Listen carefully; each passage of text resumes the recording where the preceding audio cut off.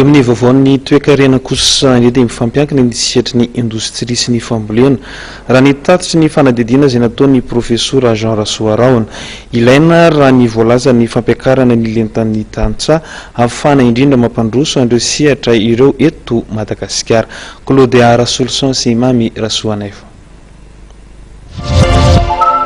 Na dia maro aza ireo malagasy no miantsehatra amin'ny fambolena dia vitsy ireo izay afaka manana ambava amidy raha ny fanadiahadiana izay nataon'ny Pr Jean Rasoarahona izay noraketina ho boky. Zava-dehibe ny fampitomboana ny fanomanana ara-teknika.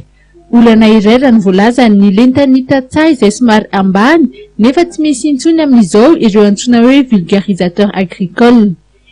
Ilaina ihany koa ny fiaraha-miasa ny ireo indostria amin'ny tantsaha.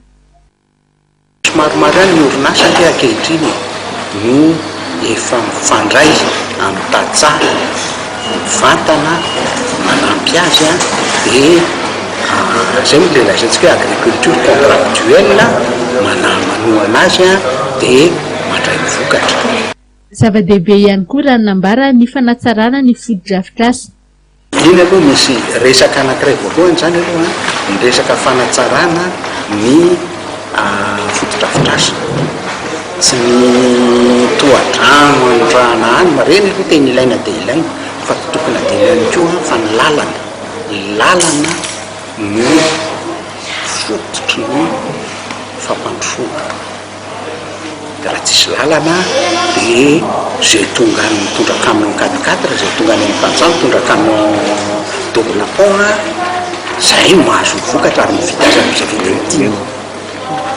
Fa raha ohatra ka mazava tsara ny lalana, misy ny lalana dia afaka ahoana reny fiteny an'ilay izy ohatrany sonongamonga ihany ty fiteny afaka mampiafila ny tantsaha. Ny sotenan'ny FES eto amintsika Marcus Schneider kosa dia nanambara fa sehatra maro no voafaritra fahalara-pahamehana anatin'ny volavolan-dalàna mikasika ny fampandrosoana ny indostria na ny LDIM ary anisan'izany ny fanodinana ny vokatra na ny agro-industrie.